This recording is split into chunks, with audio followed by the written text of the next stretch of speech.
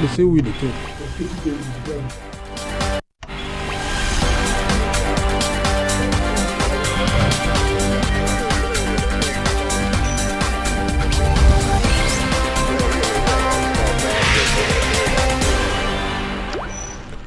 Bonsoir à tous, bienvenue sur le plateau Equinox Soir, votre décryptage quotidien de l'actualité de lundi à vendredi, 19h, 21h, 18h, 20h GMT. Le financement public des campagnes électorales et référendaires est inscrit dans la loi numéro 2012-001 du 19 avril 2012 portant code électoral. Dans son article 284, alinéa 1, il est dit: l'État participe au financement des campagnes électorales et référendaires par la prise en charge de certaines dépenses des partis politiques ou des candidats. Plus loin, dans l'article suivant, le législateur donne les indications sur la répartition du financement des campagnes électorales, y compris celle des conseillers régionaux. Un tour en arrière, dans cette même loi, et plus précisément en son article 243, alinéa 1, les conseillers régionaux sont les délégués des départements et les représentants du commandement traditionnel. Alors que les partis politiques, conformément à la loi, ont déjà perçu la première tranche de ce financement de campagne au prorata des listes présentées et acceptées, un communiqué radio-presse du ministre de l'Administration territoriale vient révéler qu'un appui financier du chef de l'État est destiné aux chefs traditionnels candidats à l'élection des conseillers régionaux. Madame, Monsieur, tout à l'heure à 20h, c'est la grande édition d'information présentée par Cédric. Nous faisons tout de suite après le débrief du journal et tout de suite le fait du jour.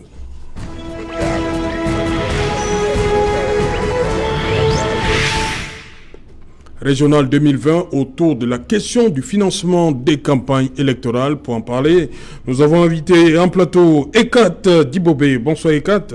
Bonsoir Serge Alain, bonsoir à tous mes copanélistes, bonsoir à mes colistiers qui sont sur le terrain en train de convaincre d'autres conseillers municipaux qui ne sont pas les nôtres. Bonsoir au peuple camerounais. Voilà, vous avez choisi de venir à la télévision. Bien sûr, vous savez que ça vous fait partie... Vous pouvez convaincre d'autres aussi à partir d'ici. À partir d'ici, d'ailleurs je sors du terrain, voilà. Et c'est des moyens de communication, d'échange. Oui. Ce que nous dirons ce soir peut amener plus d'un à comprendre que nous devons aller au-delà d'appartenance des partis politiques. L'élection, l'enjeu est départemental.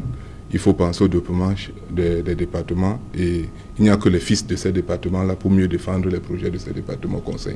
Ekat Dibobé, candidat PCRN, Sanaga Maritime. En face de vous, René Stéphane Goué, bonsoir. Bonsoir.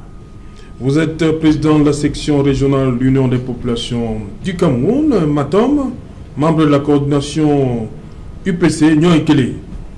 C'est bien cela, hein? C'est bien cela. Donc, occasion pour moi de vous remercier pour l'invitation. Ce n'est pas tous les jours qu'on donne la parole à l'UPC. Comment surtout, ça depuis mardi, l'UPC, on donne la parole. Je n'ai pas dit Equinox ne donne pas la parole. J'ai dit que ce n'est pas tous les jours qu'on donne la parole à l'UPC.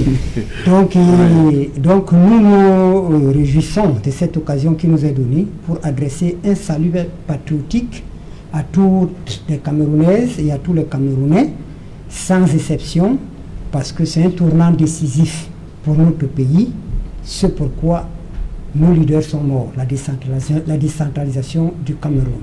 Donc c'est un sujet assez important et c'est l'objet de ma présence sur ce plateau. Serge Gauthier Onanena, bonsoir, une fois de plus. Bonsoir Serge Alain, bonsoir à vos téléspectateurs, bonsoir aux copanélistes, mais surtout bonsoir aux candidats conseillers régionaux du NCAM, de la Sanaga Maritime, mais également du Nyon-Ekele et du Mbam-Inoubou, où nous sommes candidats. Un bonsoir tout à fait particulier au secrétaire général adjoint du RDPC, Jean Kouete, qui était à Bafia ce jour, mais également Grégoire Wona, qui était lui aussi dans le Nyon-Ekele. C'est un indicateur, un révélateur très important de ce que les choses bougent, eux-mêmes sont inquiets. Voilà. Secrétaire national de la communication du PURS, Serge Gauthier Onanena. Docteur Luisan Isomba, bonsoir. Bonsoir Serge Anotou, bonsoir à tous vos milliers de téléspectateurs. Permettez-moi de saluer avec respect les autres copanélistes et je salue toutes les populations, surtout celles du quartier Ndeng et de Bafia, où bien entendu je peux emboîter le pas à mon frère Serge Gauthier Onanena. Voilà, Dr Luison Issomba. Là, comme je l'ai dit, le financement public des campagnes est bien inscrit dans la loi portant code électoral. Comment comprendre que l'on parle à quelques 4 jours de l'élection des conseillers régionaux, qu'on parle d'un appui financier du chef de l'État par rapport à une catégorie de conseillers régionaux, alors que tout ça est prévu par la loi. Bien entendu, Serge Lotto, il faut pouvoir indiquer que la loi a véritablement encadré le financement des partis politiques.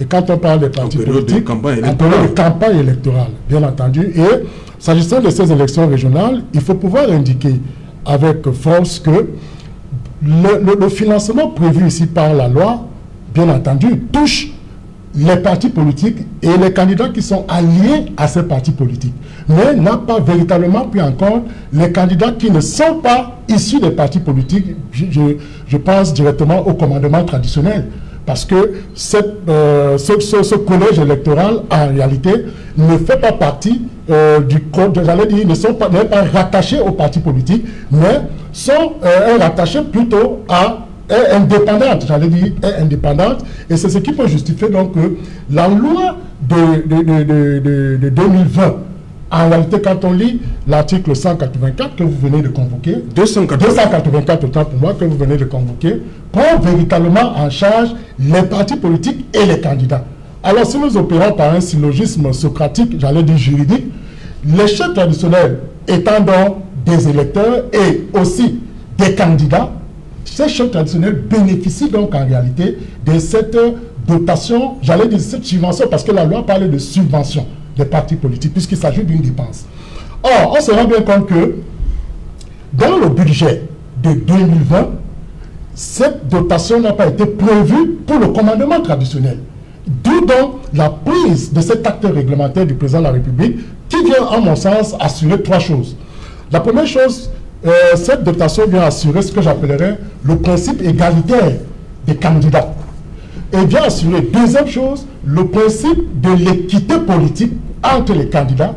Et troisième chose, cette dotation du président de la République au profit des chefs traditionnels vient consacrer ce que vient lutter en réalité contre la corruption. Parce que vous savez que des actes de corruption ne manqueront pas. Les chefs pouvoir alléguer le fait que ne bénéficient donc pas de cette subvention venant de l'État. Ils peuvent s'ouvrir à tous les actes de corruption. Et donc l'acte du président de la République vient donc lutter contre cela. Alors, ce que je peux regretter dans cette dotation budgétaire, c'est tout simplement que le président de la République a pris cet acte tel qu'il est fixé par le communiqué du ministre de l'administration territoriale, mais on se rend compte que la somme qui est allouée à ces candidats chefs n'est pas prévue, n'est pas indiquée. Or, vous savez que cela pose sur le plan technique, porte atteinte à un triple principe. D'abord, le principe de la transparence budgétaire. De deux, le principe, j'allais dire, de la discipline budgétaire, parce que, un peu comme le développe le professeur Boni Badana dans l'un de ses articles. Et troisième chose, le principe de l'exécution transparente du budget. Et vous savez, Serge Lotto, que cet argent qui est alloué aux chefs traditionnels ne sont pas des poches directes du président de la République, mais des caisses du trésor public. Ça devient donc un bien public qui mérite d'être contrôlé. C'est la raison pour laquelle il y a toute une commission auprès du ministère du contrôle et du contrôle supérieur de l'État qui veille justement à l'exécution des sommes allouées aux partis politiques et aux candidats dans le cadre de la campagne. Ça veut donc dire que ces gens-là autour, ne connaissant pas la somme qui est allouée à ces chefs traditionnels, cela peut ouvrir droit à des actes de détournement de fonds. Ça rentre dans l'article 184 du Code pénal. Et vous savez qu'à partir de là, si les chefs traditionnels ont reçu cet argent et le destinent à d'autres fins que celle de la campagne électorale, ils pourront être poursuivis pour détournement des biens publics et faire l'objet d'un emprisonnement ferme. Voilà, René Stéphane Gouin, vous avez sûrement parcouru ce communiqué du ministre de l'administration territoriale. Il parle de ce grand geste traduit la constante sollicitude du chef de l'État à l'endroit des chefs traditionnels. Alors, ce grand geste. Oui, toutes les manières, nous sommes dans un pays où le chef de l'État ou son épouse ont toujours de grands gestes. Et au lieu qu'on parle de l'État, le docteur vient de faire une véritable démonstration des contours du financement et de ce qui peut en résulter au cas où ces contours ne sont pas respectés. Tout le monde parle de financement, mais on oublie l'objet de financement. Parce que même au sein des partis politiques, je suivais un confrère aujourd'hui, où les conseillers municipaux estiment que l'enveloppe qui les a été allouée n'est pas suffisante au regard de ce que le ministère de l'administration territoriale a alloué à leur parti. C'est une véritable aberration. L'argent qui vient des caisses publiques n'est pas destiné à être distribué aux électeurs. Et le docteur l'a si bien martelé, c'est de la corruption. Donc il est important que chacun de nous puisse savoir à quoi sert le financement des partis politiques. C'est pour aider les candidats à supporter les charges liées à la campagne. Ça veut dire quoi? Ça veut dire que si je suis candidat et le docteur... Le texte dit certaines charges. Oui. Certaines.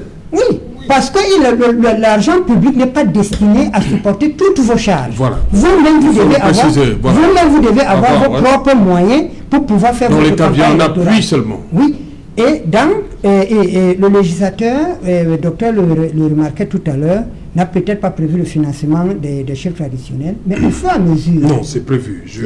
Voilà. C'est prévu.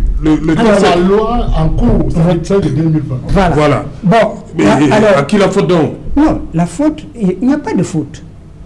Il y a ce qu'on appelle le terrain politique. Au fur et à mesure que nous sommes sur le terrain, nous remontons des expériences et on adapte la loi. C'est pour ça qu'il faut lire un texte et l'esprit du législateur. On ne peut pas faire des lois qui répondent à toutes les attentes d'un trait. Il faut, au fur et à mesure que nous allons avancer, nous allons remonter des failles et on va devoir les corriger. Moi, je revenais pour dire, il faut que ce soit clair, l'objet du financement. Et que les gens ne se disent pas, le parti a reçu 1 million, et comme le parti n'est que dans telle circonscription, ça veut dire qu'on doit partager ce 1 million. Et d'autres qui disent, l'élection, par exemple, régionale, n'est pas une élection grand public. Donc il n'y a pas de meeting, il n'y a pas ceci, cela. Pourquoi on sort l'argent de l'État et autant de montants pour pouvoir... Oui, c'est ce qui se passe. Oui, c'est les réalités que nous vivons sur le terrain. C'est pour ça que votre tribune nous sert à dire très haut ce que le docteur a fait dans une démonstration magistrale tout à l'heure en disant faisons attention avec l'argent public et que l'argent public est destiné à remplir des missions républicaines. Que certains ne pensent pas que c'est pour aller, comme mon confrère disait tout à l'heure, qu'il y a des grandes châtaires dans le BAM, dans le Monéan natal, où on est arrivé aujourd'hui en pompe avec des moyens de l'État, des voitures de l'État, des fanfares de l'État, on mobilise les fonctionnaires d'État. Si le Conseil supérieur de l'État fait exactement son travail, à la fin de la campagne, chaque organisation doit faire le bilan de l'argent qu'il a reçu avec des justificatifs à l'appui. Parce que dans ce pays, on ne condamne pas seulement les détournements, on condamne également les fautes de gestion. Oui. Dans l'administration, ce qu'on appelle faute de gestion, c'est qu'on vous a financé pour un projet et vous avez mis l'argent ailleurs. Oui. Donc le chef de l'État ne vous donne pas de l'argent ou les caisses de l'État ne sont pas ouvertes pour prendre l'argent et aller corrompre les conseillers municipaux. C'est pour supporter des charges de la campagne. Je quitte ma tombe pour aller à Boutmakak, je paye le transport, je vais dans une salle, j'ai peut-être besoin d'une solo, mais ce n'est pas pour que je organise des agapes et que je distribue les per diem à ceux des conseillers qui vont venir me coûter. Bon, donc, c'est faisable? Mais c'est le quotidien de la déformation de notre système démocratique. Les valeurs sur lesquelles nous avons, nous, l'UPC, construit ce pays, ont foutu le camp. Aujourd'hui, ce système de valeurs s'étant écroulé, on assiste à des choses incroyables, y compris dans des formations au-dessus de tout soupçon. J'ai l'habitude de dire, le jour du tribunal du peuple, ce n'est pas toujours du côté où on a pointé du doigt qu'on remarquera qu'il y a des coupables. Donc la situation est assez préoccupante et ça interpelle les nationalistes que nous sommes, des patriotes qui ont donné de leur sang et de leur vie pour que ce pays en arrive à cette décentralisation qu'on a détournée à la conférence de Fumban. Donc, nous sommes interpellés à plus d'un titre. Et c'est la raison pour laquelle, peut-être on va y revenir tout à l'heure, sans aucun conseil municipal, nous allons aux élections. Pas pour forcément gagner, parce qu'une élection, c'est une occasion de prendre la parole, de faire l'éducation des masses, qui est notre mission principale. Il faut éduquer les masses camerounaises afin que nous bâtissions une nation et qu'on ne parle plus de fédéralisme communautaire, de fédéralisme tribal, de fédéralisme, etc. etc. Il faut enfin qu'on bâtisse... Vous attaquez le PCRN. Non, je n'attaque pas. Mais ils ont vous dites que... Non, je parle de programme, je ne parle pas des individus, je ne parle pas des organisations. Oui, mais c'est le PCRN qui parle du fédéralisme communautaire n'est pas une invention du PCRN.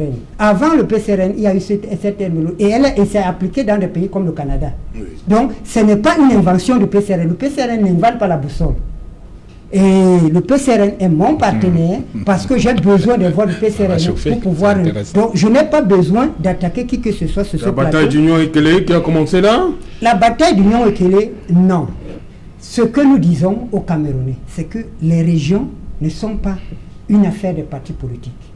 C'est une affaire des patriotes qui doivent aujourd'hui s'accaparer du pouvoir et de pouvoir gérer. C'est une affaire de proximité. Donc on n'a pas besoin d'être du PCRN ou de l'UPC ou du PUS ou de RDPC pour être un conseil. Non, on a besoin d'avoir des compétences, et particulièrement dans une région comme l'Union Ekele, où on a des problèmes depuis l'indépendance. Où il faut aujourd'hui qu'on choisisse les meilleurs d'entre nous pour pouvoir... Y compris l'UPC qui n'avait pas d'élu. C'est pourquoi l'UPC va à cette bataille. Mais justement parce que l'élu n'est pas l'élu d'un parti. Voilà. On est candidat d'un parti. Quand on est élu, on devient élu de son peuple. C'est-à-dire que le PCRN ne peut pas me dire qu'à Matombe ou à Ezeka, ils n'admissent que ceux qui les ont élus. Ils sont l'exécutif communal de Matombe. Oui. Ça veut dire que le conseiller municipal du PCRN, issu du PCRN, pas du PCRN. Le conseiller municipal est le conseiller municipal de Matombe. Il n'est pas du PCRN. Il est issu du PCRN. Et il gère toute la communauté et toute la richesse de Matombe au bénéfice de toutes les populations. Et c'est cette erreur de la dictature des partis qui fait de sorte que notre démocratie est biaisée aujourd'hui. Oui. Parce que justement, quand le législateur a dit seuls les partis peuvent concourir au suffrage universel, ça met... Et l'autre chose où je veux interpeller particulièrement rapidement les électeurs, conseillers municipaux d'Union Ekele, justement en écartant nos candidatures aux élections municipales, on pensait de cette manière nous empêcher de dire aux Camerounais ce qui se trempe derrière des régionales.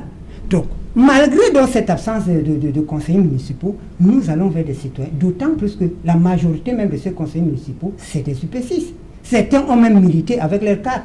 Certains n'ont même pas démissionné officiellement pour partir de l'UPC. Donc, on n'a aucune honte à être candidat. Bien au contraire, on n'a plus d'une raison à être candidat. Mais on n'est pas candidat contre le PCRN, on n'est pas candidat contre le PURS, on n'est pas candidat contre le RDPC. On est candidat pour dire aux Camerounais, la politique peut se faire autrement, avec des expertises et avec des gens qui aiment ce pays. Et Kati Bobé, sur cette situation, ce financement, on va dire entre guillemets, des chefs traditionnels, cet appui financier. Serge Alain, la loi, bien décrite tout à l'heure par le docteur Somba, démontre clairement qu'il y a une nuance dans la pratique de ce qu'on appelle le financement. Parce que lorsqu'on vous dit que le financement c'est à certains, on ne décrit pas ce à quoi il sert. Ça veut dire qu'on ne donne pas le cadre dans lequel le financement alloué par l'État devrait servir. Vous voulez dire, quand la loi dit l'État participe au financement des campagnes électorales et référendaires par la prise en charge de certaines dépenses. Voilà. Oui. On ne cadre pas les dépenses en question. On ne vous dit pas ce sont vos gadgets, on ne dit pas ce sont vos banderoles, on ne dit pas c'est le passage à la télé, parce que ça aussi, les télévisions et les communicants doivent vivre de ça. En période électorale, nous devons payer des passages, des tranches, sauf si l'État a prévu, comme dans la loi, des tranches d'antenne. Et ça encore, c'est dans la télévision nationale. Vous payez les passages? Je dis, et ça encore, c'est dans la télévision nationale. Je dis les tranches de passage, c'est dans la télévision nationale. Maintenant, quand ce n'est pas dans la télévision nationale, il faudrait que les Camerounais, comme nous tous, participent à l'émancipation des télés privées. Parce que là, vous ne recevez pas de financement de l'État tel qu'on devrait l'avoir dans d'autres pays. Quand je l'ai dit, je vais dire que comme le cadre n'est pas délimité, on vous a dit appui, on laisse donc une porte ouverte au détournement, à toutes sortes de choses. Comme on dit, on va donner l'argent aux électeurs pour les faire asseoir et tout. Ce que moi je pense, c'est que le débat du financement doit sortir du cadre dans lequel il est. On ne devrait pas préfinancer, mais on devait, à la fin d'une élection, que les partis ou les candidats justifient les dépenses, un peu comme ça se fait ailleurs, pour qu'ils soient restitués des financements au prorata des dépenses effectuées. Voilà. Parce que lorsque c'est fait tel que la loi le cadre, ça ouvre la porte à beaucoup d'autres détournements. Quand j'ai fini de le dire, je vais dire aux candidats... Vous croyez qu'on peut s'en sortir en venant présenter des justifications? Je crois. Parce que quand vous faites... Vous parlez du Cameroun? Oui, parce que quand vous faites... Vous parlez de quel pays là? Du Cameroun. Parce que quand vous faites une campagne, vous avez un projet de société. Vous avez votre projet de campagne que vous faites avant même que la campagne ne commence. Vous n'avez pas de budget de campagne, vous n'avez pas besoin de budget puisque vous-même candidat, vous devez participer à votre campagne. Si vous n'avez pas candidat dans une liste, vous n'avez pas le droit d'être candidat. Vous faites comment pour faire la campagne? Vous attendez l'agent de l'État qui arrive la veille du jour du commencement des élections. Il y a ça aussi. Hein? Vous attendez donc cet agent qui vient la veille. C'est là où vous allez faire vos gadgets et tout. Je pense que chacun qui veut être candidat, nous avons des élections municipales, législatives, régionales, présidentielles. Chacun se met dans le cadre où il pense qu'il peut faire une campagne électorale en fonction de ses moyens. Vous devez donc participer vous-même à votre campagne, non pas en allant payer des voix ou les acheter. C'est là où je vous rejoins pour dire, nous ne devons pas être à la solde de la corruption. Je ne dois pas corrompre votre conscience pour que vous votez. Je suis donc d'accord avec vous pour dire que les conseillers municipaux qui sont là n'appartiennent pas automatiquement, ou bien leurs voix n'appartiennent pas, surtout leurs voix, parce que dit qu'ils n'appartiennent pas aux partis politiques, ils sont membres des partis politiques. Mais c'est leurs voix qui n'appartiennent pas automatiquement aux partis politiques. Ça veut dire qu'il faut avoir la force de persuasion, aller leur convaincre, leur présenter des projets de société, et à ce moment-là, avoir donc des échanges dans lesquels, parce que nous les avons sur le terrain depuis une semaine, ils vont vous poser des questions et vous demander comment vous pensez mettre en pratique le projet que vous leur montrez. Maintenant, quand vous venez, je comprends votre acharnement pour l'Union Ekele. C'est pour ça que je vous ai dit... On y arrive. C'est pour ça que j'ai dit tout à l'heure que l'élection régionale que nous avons, elle n'est pas l'élection des partis politiques, elle est une élection politique. Ça veut dire qu'au sortir des élections, l'UPC doit dire, ok, je n'avais aucun candidat dans l'Union Ekele, par ma force de persuasion et par mon projet que j'ai présenté, les conseillers PCRN ont cru à mon projet et m'ont accordé des voix. Et vous pouvez donc faire un rapport de force et dire, ok, je peux aller déloger dans le PCRN, comme le PCRN peut-être a délogé chez vous, comme vous dites que vous avez encore des militants UPC dans le PCRN, ce qui est incongru quand même, parce que vous ne pouvez pas être élu PCRN et vous nous dites que ces élus appartiennent à l'UPC, ou bien c'est incongru. Ce que je voulais dire, c'est ce que je conclue en disant que ces financements-là, je pense à celui alloué encore au chef traditionnel. Nous sommes en train d'embastiller la tradition. C'est-à-dire, et le parti au pouvoir a pris corps et s'est donné un rendez-vous pour que ce que représente l'autorité traditionnelle n'ait même plus de valeur. Parce que quand vous arrivez aujourd'hui... Mais qu'est-ce qu'on fait dans le pays? Au début de la campagne, c'est les chefs qui ont sollicité le président de la République pour dire que, bon voilà, les autres membres, l'autre collège électoral a bénéficié du financement et nous, qu'est-ce qu'on fait de nous? C'est de leur droit. Oui. C'est leur droit. Ce que je vais simplement ajouter, c'est que comme le docteur l'a dit, on a omis. Mais on a omis pourquoi? On a omis parce que quand nous arrivons à l'Assemblée nationale, nous dormons. Quand on lit les lois, on dort. Et ceux qui dorment après viennent donc applaudir et on se retrouve dans de tels débats. Vous parlez de quelle législature? Même l'actuelle? Ceux qui ont mandaté l'ancienne législature 2020. Ont dormi. Parce que quand on a lu cette loi-là, il devrait se rappeler que chaque candidat devrait bénéficier d'un appui financier. Bon, mais comment on va généralement pour applaudir? Et je vous fais une confidence, c'est que beaucoup n'y vont même pas. Ils n'y vont que pour prendre des pédièmes. Donc ce financement-là, les chefs peuvent le réclamer, c'est leur droit.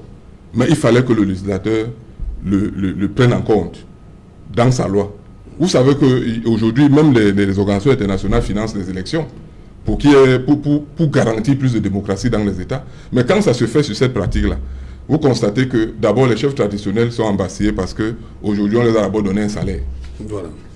Ayant un salaire, ils sont on les appelle quoi, des auxiliaires de l'administration. Ils n'ont même plus le droit de venir dire publiquement que non, moi je pense que le projet du PCRN est le projet qui garantit l'ouverture du Cameroun. Ils sont obligés de se taire pour privilégier ce 50 ou 100 000 francs qu'on leur donne. Okay. Donc je pense que le décret du chef de l'État peut aider les chefs. Déjà qu'on se demande dans la campagne, est-ce qu'il faut aller corrompre notre chef pour qu'on soit voté? Puisque quand vous voyez les listes faites par les chefs, si vous arrivez à Sanaga Maritime, vous avez, je crois, 5 listes. Et les 5 listes, les têtes de liste se sont arrangées. La Sanaga Maritime est découpée en 3, c'est-à-dire que nord, sud, centre. Les chefs se sont entendus pour que ceux qui ont le plus de population aient 2, là-bas 1 ou 2. Ça veut dire qu'on n'avait pas besoin d'aller corrompre. Et pour faire le choix de celui qui vient d'une zone ou d'une autre, je pense que c'est un consensus, d'abord un sous-consensus entre les chefs de cet ensemble, ou bien de cet ensemble. Donc on ne voit pas pourquoi on veut absolument aller convaincre. Maintenant, il y a l'autre argent que l'État prévoit pour que ces chefs, et même les élus qui doivent voter, aient les moyens logistiques pour arriver au lieu du vote. C'est 50 000 francs. Je ne comprends pas pourquoi ces chefs qui bénéficient déjà de 50 000, on leur donne un autre argent parce qu'ils vont bénéficier eux-mêmes de 50 000 parce qu'ils sont électeurs. Ils auront d'abord les premiers 50 000 qu'on donne à tous les élus des conseils municipaux. Maintenant qu'on leur alloue encore un autre, c'est incongru, c'est Jalin. Ok. Serge Gauthier Onanina, c'est une situation... comment vous avez déjà accueilli la sortie du ministre de l'administration territoriale? Avec toujours tous les termes que le ministre utilise. Avec toujours un sourire en coin, parce que c'est toujours amusant. Pourquoi? Pour le timing. Oui. D'abord le timing. Ouais. Vous savez, on ne peut pas venir à 3 jours, 4 jours, sortir un financement, une subvention publique aux candidats, conseillers régionaux. Serge Gauthier, le texte dit certaines dépenses. Oui, est-ce qu'il faut... On est bien dans la logique de la dépense. Je vais vous dire pourquoi ce n'est pas pertinent concernant les chefs. Et c'est pour ça que j'écoutais avec beaucoup d'intérêt, mais aussi d'amusement le raisonnement qui était développé par mes prédécesseurs. Les appareils politiques ont ceci de particulier que les candidats qui s'engagent en politique ont des ressources. Ensuite, ils sont appuyés, et c'est le cas du PURS, pour parler de mon appareil, de ma famille politique. Les candidats, lorsqu'ils s'engagent dans une élection, ont leur argent à eux, parce qu'ils savent à quoi et dans quoi ils s'engagent. Ils ont l'accompagnement et le soutien du parti politique, et puis il y a la subvention de l'État. Donc le parti politique lui-même, pour défendre son honneur, son image, sa notoriété, accompagne son candidat. Dans le cas du chef traditionnel, il n'appartient à aucun appareil. Donc, le deuxième schéma, cas de figure, déjà, est balayé du revers de la main. C'est ce même chef à qui on disait il y a quelque temps, dont on disait il y a quelque temps qu'il est pauvre et qu'il est corruptible parce qu'il n'a pas de salaire. Alors, on comprend donc que matériellement et financièrement, c'est quelqu'un qui est démuni. Il y a quelques chefs, si on enlève, on exclut quelques localités où la chefferie traditionnelle est bien organisée, bien constituée, où les chefs ont un poids non seulement social, traditionnel, mais économique, financier, donc important. Il faut, c'est-à-dire au-delà de la théorie, apprécier notre contexte. C'est pour ça que je suis amusé quand on a dit quelque part que les chefs, là, il ne fallait pas les aider et tout et tout. Ça, c'est la première des choses. Mais je suis d'accord avec ce que le docteur Luison et Somba disaient concernant la transparence. Ça aurait quand même été indiqué ou intelligent qu'on nous indiqua les montants. Pourquoi les montants? Parce que c'est pour des nécessités de transparence. Est-ce que le chef de premier degré, est-ce qu'on ne va pas faire un financement à tête chercheuse et sur la base du complexe du titre? Est-ce que le chef de premier degré aura le même financement que le chef de deuxième degré? Si ce n'est pas publiquement indiqué, il peut avoir ce jeu. En se disant, écoutez, moi, vous n'allez pas me donner à moi, chef de premier degré, la même chose qu'un chef de second degré que je commande. Vous voyez, c'est pour ça que la transparence d'urgence et la nécessité de la transparence est pertinente. Ce communiqué et cette sortie du ministre également m'a amusé parce que ça pose un problème de management global de notre pays. C'est-à-dire cette incapacité à prévoir. On a la loi qui est là, mais il a encore relevé. Dans le budget de l'État, les gens étaient incapables de prévoir de façon à ce qu'il y a une certaine magnanimité. Et je suis toujours encore amusé par cette consommation sans modération de la posture présidentielle, mais également très souvent gêné par cette personnalisation de ce qu'est le chef de l'État. Il faut qu'on sache que le chef de l'État, c'est le chef de tous les Camerounais et que c'est l'argent de l'État qui sort. Parce que quand on dit la magnanimité, le grand geste, oui. Moi, en tant que politicien, je tique tout de suite et j'ai envie d'avoir un AVC. Pourquoi j'ai envie d'avoir un AVC? C'est comme si c'était un droit qui est devenu une faveur. Vous comprenez? Et ça me gêne. Il faut que nos politiciens, nos responsables qui sont dans les gouvernements, sachent utiliser la rhétorique lorsqu'ils sont appelés à communiquer avec les populations. Quand le grand geste du chef de l'État, alors que c'est de l'argent du trésor public, ça me gêne. C'est une faveur, un droit qui est devenu une faveur. Il y a de quoi s'interroger. Donc, je considère que c'est une aide, un appui de l'État du Cameroun par celui qui préside aux destinées, mais je ne considère pas que c'est un geste magnanime, parce que cet argent vient du trésor public. Mais je lui dis merci quand même au nom des chefs traditionnels qui pourront battre campagne, bien que le financement soit arrivé en retard, voilà, justement, avec du retard. Le communiqué, il est signé le 2 décembre et le ministre de la T demande au gouverneur de remettre aux bénéficiaires au plus tard le 3 décembre, donc aujourd'hui. Alors, donc ils avaient hier et aujourd'hui. Alors, vous avez relevé quelque chose... Et le vote, c'est dimanche. Vous avez relevé quelque chose d'assez intéressant et les gens disaient, c'est pas important qu'on les finance parce que chacun s'attendait. Contrairement aux partis politiques, et même dans les partis politiques, prenons les territoires que nous connaissons. Moi, j'ai mes candidats dans l'Oignon et que les 10 arrondissements. J'ai mes candidats dans le Mbam, 9 arrondissements. J'ai mes candidats dans le Nkam, 4 arrondissements avec un enclavement en n'en pas décrit. Vous comprenez que là où ces 4 arrondissements, même le financement public pour appuyer mes candidats, qui est d'égale valeur que ceux qui sont dans l'Oignon et que les Lassanara Matim, le gars d'une CAM, mon candidat d'une CAM va payer le transport triplement. Vous voyez la loi de la péréquation, la compensation qu'il y a là. C'est pour ça qu'il est important de maîtriser le terrain pour en parler avec netteté. Je vais vous prendre un cas. On a l'impression que la cible est infime. Parce que c'est 250 conseillers municipaux pour un département. Mais c'est le tour des 10 arrondissements. Vous pouvez demander à les convoquer pour une réunion, mais vous êtes aussi obligé, ces gens-là vous diront, vous n'allez pas nous demander de vous voter, de vous élire, si vous ne connaissez pas le territoire pour lequel vous êtes en train de batailler. Donc vous avez une obligation de présence dans les 10 arrondissements, les 9 arrondissements ou les 4 arrondissements du département. Voilà à quoi peut servir ce financement. On ne donne pas les agapes dans le PURS, dans tous les cas, comme l'UPC l'a relevé tout à l'heure. Peut-être parce qu'on ne peut parler que d'expérience. Si on parle d'une expérience, soit on l'a vécu, soit on l'a observé. Dans tous les cas, nous n'avons ni observé, ni vécu, et nous nous éloignons de ce genre de pratique. Il faut donc, à travers ce communiqué, conclut qu'il y a une sorte d'incompétence de ceux qui ont décidé. Je ne dis pas qu'ils sont incompétents de façon globale, parce il y a des compétences spécifiques.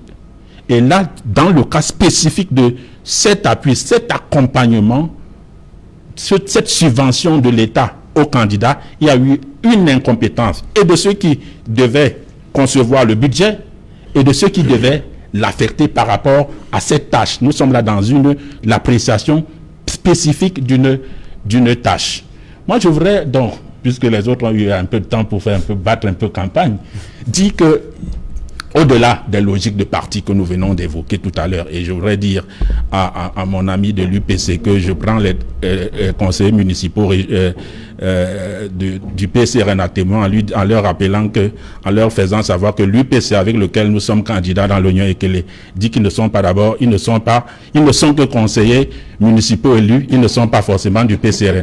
Voilà des candidats, voilà des concurrents qui ne savent pas vous reconnaître vos appareils. Nous, on vous reconnaît vos appareils.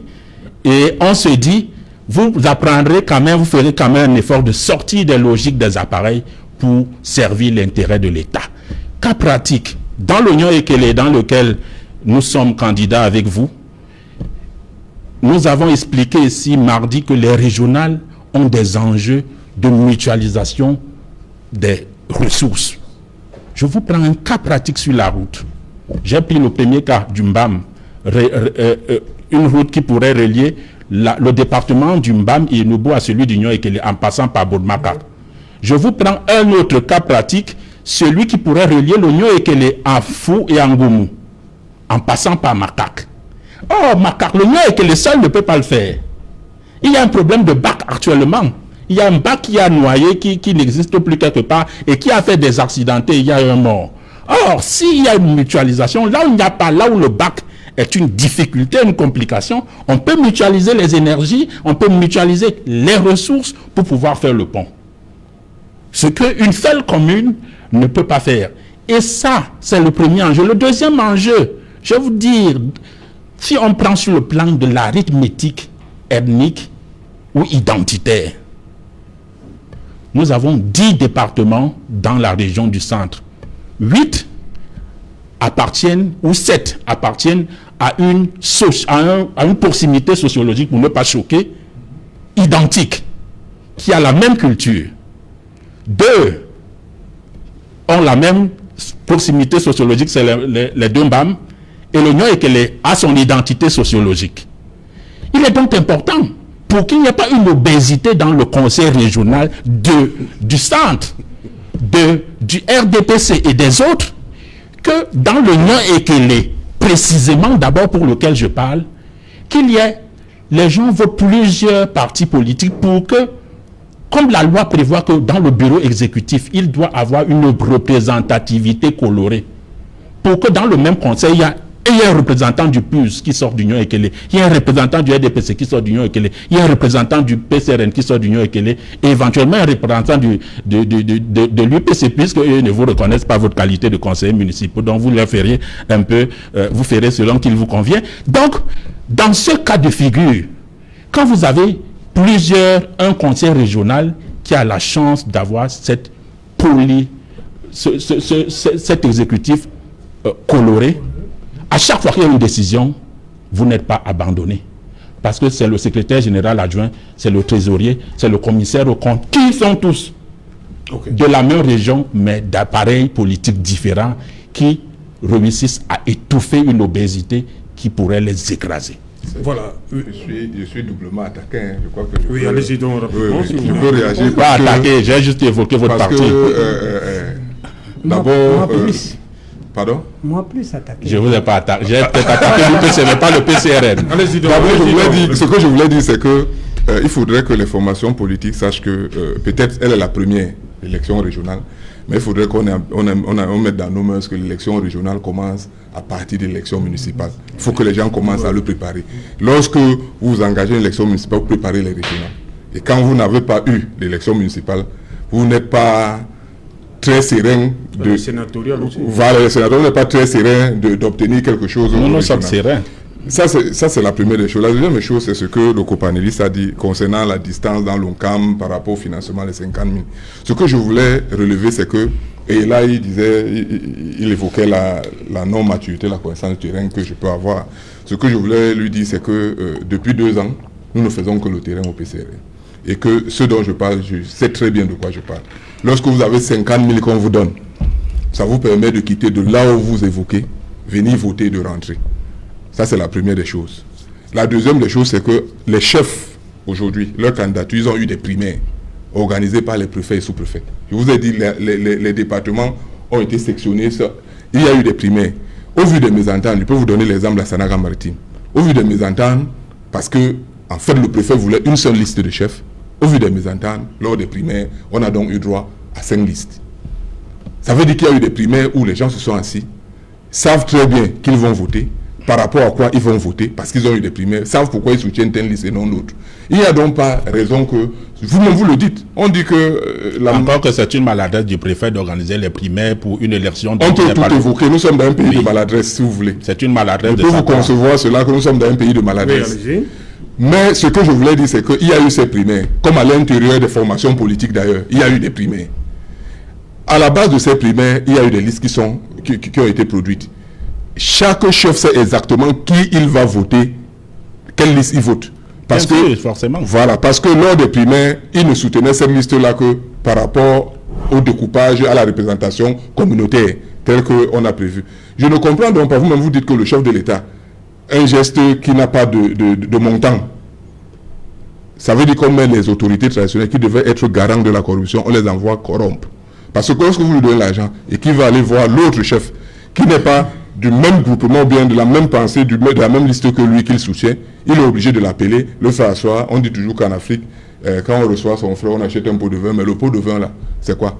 Non, je suis désolé, c'est une lecture minimaliste de la politique. Laissez que je finisse, je vais arriver là où je vais arriver. Après, il faut qu'il rentre, il faut payer également le transport. Ça veut dire que vous avez un électeur à qui vous payez le transport d'abord avant, pour qu'il vienne vous écouter, et ensuite l'État va payer le transport pour qu'il vienne voter. Ce que nous faisons au PCRN, c'est que nous vous disons restez chez vous, nous on vient. C'est ça le candidat. Nous allons vers l'électeur, nous allons le trouver là où il habite. Vous avez dit Yabassinkam, tout ça là, nous allons là-bas même s'il faut marcher à pied. Nous dormons en route. Nous venons vers vous, vous expliquer quelle est l'importance du vote, pourquoi vous devez voter, pourquoi les régionales ne sont pas limitées à l'appartenance à un parti politique, mais c'est l'élection qui dépend, en fait, qui est la résultante de ce que sera chaque département dans les jours à venir. Ok. Docteur, oui, vous voulez répondre rapidement? Oui, je vais répondre rapidement. J'ai été docteur. interprété sur deux sujets. Oui. Le premier est l'argent et le second est la qualité du conseiller municipal. Vraiment, je trouve que c'est une émission piège parce que mon copanéliste qui est là, je voudrais qu'il me vote dimanche. Mais si je dois le contredire à chaque occasion sur ce plateau, je risque plutôt de l'énerver, de sorte qu'il ne vote plus pour moi. Dans tous les cas, je Mais ne suis pas électeur dans le je vais lui dire, non, je ne suis pas électeur dans la Sanaga maritime. je suis présent dans la Sanaga maritime d'où vous sortez. Okay. Alors, ceci dit, je voudrais préciser une chose. Dans ce pays, il y a eu deux grandes familles politiques. Il y a des républicains, pour ne plus dire Adjoula, pour nous dire que nous sommes les attardés, qui pensaient que l'État doit être centralisé.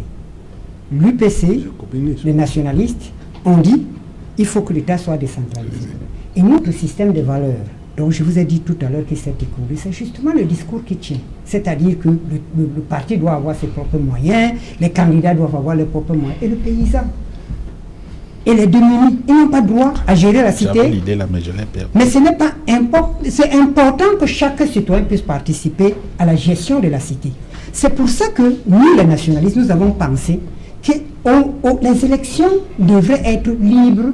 C'est-à-dire que même les cautions qu'on demande exorbitantes là, nous ne pouvons même pas dire que le candidat... Non, à l'UPC, le candidat n'investit pas. C'est le parti qui met des moyens parce que le système est biaisé. Mais si nous arrive, comme nous le savons que c'est bientôt, parce que la nuit a beau durer, de ce jour finira par s'élever, bientôt l'UPC prend le pouvoir, on va corriger toutes ces anomalies. Ça veut dire quoi? Ça veut dire que dans des pays de démocratie véritable, même si vous avez vos propres moyens, le législateur contrôle que vous ne devez pas, comme M. Trump a un milliardaire, excéder. Il ne peut pas excéder un certain montant. Donc, ce que le législateur devait faire aujourd'hui, c'est de dire que l'Union Équilibre, pour faire une campagne comme les régionales, dans l'Union Équilibre, ça peut coûter 100 millions.